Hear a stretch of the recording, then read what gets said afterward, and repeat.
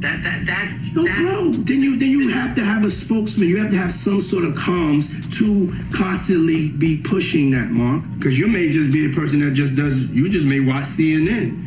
You know what I'm saying? And there's 9 billion people in the world, and 7 billion of them is on Instagram and TikTok. He's basically trying to get control of the narrative. That's what he's really worried about. He wants public perception to be, this was all bullshit. Unfortunately for him, we had all seen the CCTV of him beating the shit out of Cassie. So we know you're not a good guy, man. That's out there. A statement from your solicitor is really not going to change that. We have to find somebody that'll work with us, whether they're from this country or from another country. It could be somebody that has dealt in the dirtiest of dirty business of media. In few years, all right, he didn't get the full amount, but he still got a few years. And 50 Cent somehow managed to pay for the footage off of the videographer. Probably Diddy's worst nightmare, this. It's got to be up there. Now, we're going to get into what's in the actual documentary, and fucking hell, it's something. But let's quickly take a look at 50 Cent's press tour, where he looks like a kid at Christmas right now. I've never seen a man this happy when it wasn't on, the day his kid was born. How did you get that footage of Diddy? I figured most journalists would not disclose their sources. 50 Cent's a journalist now, isn't he? He's ruthless. Does he know y'all have this in the doc? I would doubt he knows. Oh, God, he's bad to the bone, isn't he? What 50 Cent is doing right now is basically a lesson to us all, right? Maybe we're just not hating. When Netflix released The Reckoning, viewers quickly sensed that something wasn't quite right. The topic was serious, the allegations were intense, and the timeline was deeply unsettling. Yet the documentary felt carefully packaged, almost too controlled. It wasn't that facts were missing, it was the reactions, the raw moments, the pressure behind the scenes. Soon, rumors of unreleased footage began circulating. Sources claimed the production team may have had access to far more material than what actually appeared on screen, including footage filmed just days before Sean Diddy Combs' 2024 arrest, when public and legal scrutiny was at its peak. What made things even more intriguing was the involvement of 50 Cent, a longtime rival, and Gene Deal, someone who once worked closely with Diddy. That connection alone raised eyebrows. After the documentary's release, legal tensions followed. Netflix insists everything was obtained legally, while Diddy's representatives argue that certain private material was used without authorization. Meanwhile, hints from 50 Cent and Gene Deal suggest there may be much more that hasn't been shown. Now, the real question is, what was left out and why? His arrest. Can you just talk a little bit about it? Was there anything that surprised you from that footage? The footage, well, I mean, I think it's rare to find someone who's being, talked about all over the country. All eyes were on him, so to speak. And it was really interesting to see his last days of freedom, and what was sort of important to him. Obviously, there's phone calls with his attorneys, with his team. It was very interesting to watch a man who's known for his brand presence. He has a really amazing knack for marketing and all of that, and how he was sort of taking that into account in how he was coming off to the public, in the days leading up to his arrest and indictment. So that was interesting.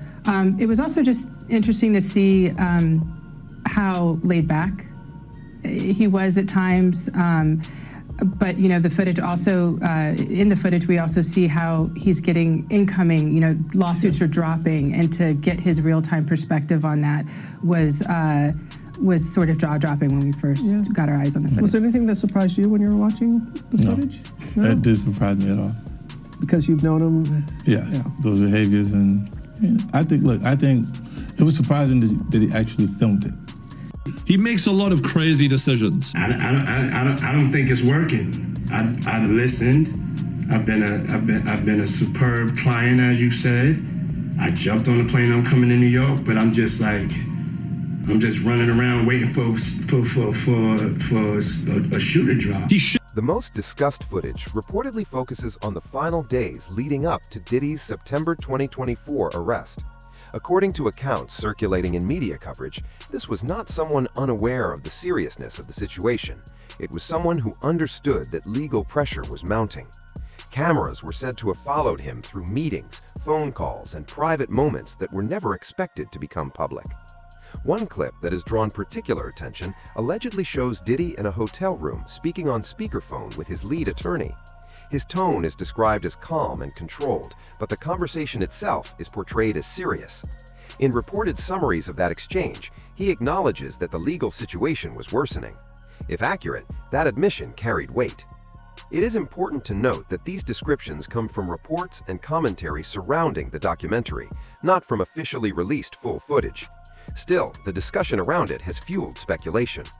According to those same reports, the conversation moved beyond legal defense and toward concerns about public image, media strategy, and managing reputation during a crisis. Diddy's legal team has strongly objected to the inclusion or discussion of any such private conversations, arguing that strategy discussions are confidential and were never intended for public release. They maintain that releasing or using that material would cross ethical and legal boundaries. Netflix, on the other hand, has maintained that its content decisions were lawful.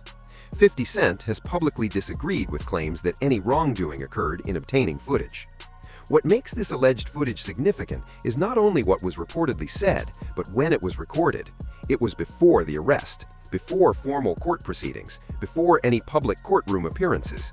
If the reports are accurate, it captures a moment of awareness, the realization that influence, wealth, and long-standing industry power might not prevent serious consequences. Once viewers became aware that such material may exist, some began questioning whether the version presented on screen told the entire story. Another major mystery is how any of this material left Diddy's possession in the first place. According to media reports, he had been documenting parts of his life personally, possibly for a future project or to present his own perspective on unfolding events. If true, that raises further questions about how private recordings can become part of a broader public narrative. Seen it myself. You know, some people say they saw more, but I know three different times where I was certain places that you could actually see me in a documentary, and that's the only thing you're gonna get. But the stories that they told in the documentary, bruh, come on. They could have went a whole lot deeper. 50, how'd you get it, and what does that scene show? Well, I mean, you know, you're a journalist, Harvey. Harvey, you would not disclose your sources. We usually don't. Yeah, but I got it. Yeah. What he said. And what do you think it conveys? Because we see someone trying to pull the strings and talking about, he would say affecting, others would say manipulating the public views of the allegations.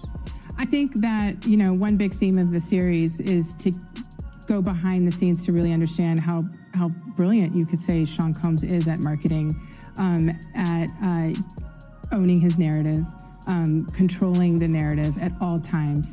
And so why would that stop, you know, when his life is on the line? So I think that, you know, on its face, that's what it is. But as you get deeper in the film, you start to realize, you know, perhaps how some of these tactics, you know, how they really came to present themselves, you know, during the trial. Responsible for doing the whole documentary, what goes in there, what goes out of there. And I don't believe that. And I don't believe that he's responsible for everything that goes in there. I don't believe he's responsible for everything that goes out of there. Guys want to say that he's snitching, you know what I'm saying, because he's telling his truth about what went down and what he saw or what he heard or whatever like that. I don't know how to love my enemy. And if I gotta put out the truth about something that he was doing and is wrong, and that was wrong, I don't have no problem with that shit. Not a problem at all. Keep doing it. Maybe enough men come out and speak out on some bullshit. You know what I mean? Yeah, and they're saying that Diddy's family is preparing a $1 billion lawsuit over this documentary. I think they dropped it already. I don't think they ain't gonna have a chance, because before you put something out like that, they're gonna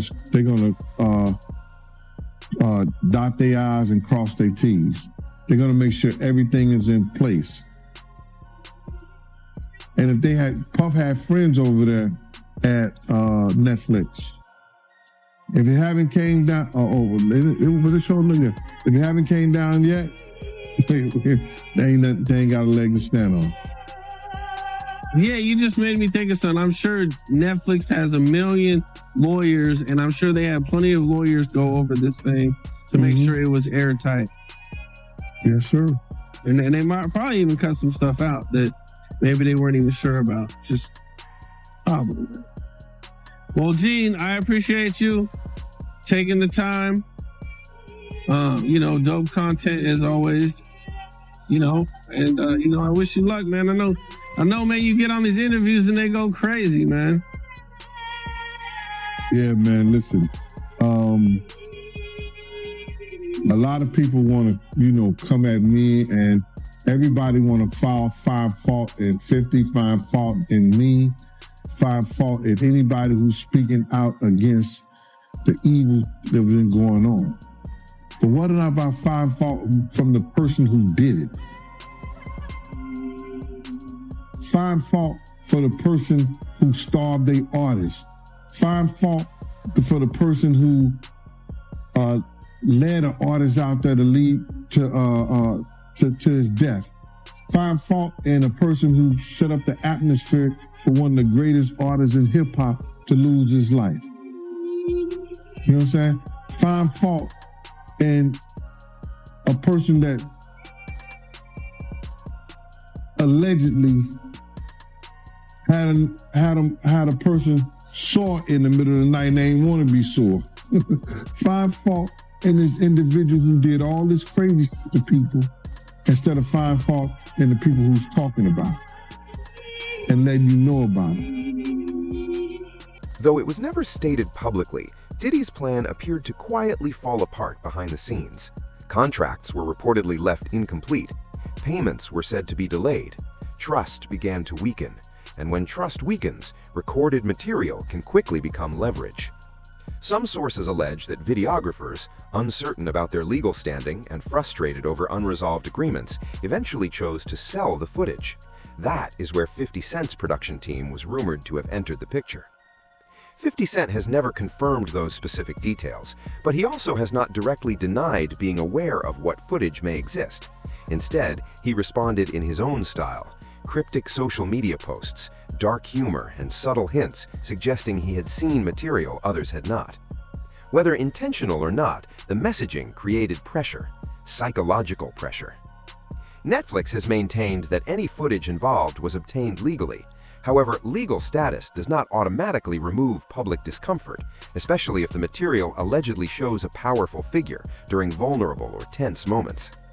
Once the footage reportedly changed hands, the balance of control appeared to shift. Editorial authority no longer belonged to the original party, and suddenly, a man who once controlled narratives and environments was no longer fully in charge of how he might be portrayed. That perceived loss of control is what has made the unreleased footage such a major talking point. Footage on the cutting room floor. So Diddy is still doing press. I mean, Diddy. 50. Diddy is not doing press. No, he's doing press on the yard. He's doing press, like he's doing push-ups. No, 50 is still doing press, and obviously with the success of the Reckoning documentary, he's talking about this more footage. Is 140 hours that he has, and each episode was only maybe an hour, I think. There's 4 episodes, so there's at least 130 something more hours that he hasn't edited or produced. And he's saying that he may put it out on YouTube, just to put it out there, like on his 50 Cent Devo page. I don't know if it'll be on his page, but he just said, he doesn't know if he's going to release it with Netflix or through Netflix. He might just, put it out on YouTube or wherever, some other platform.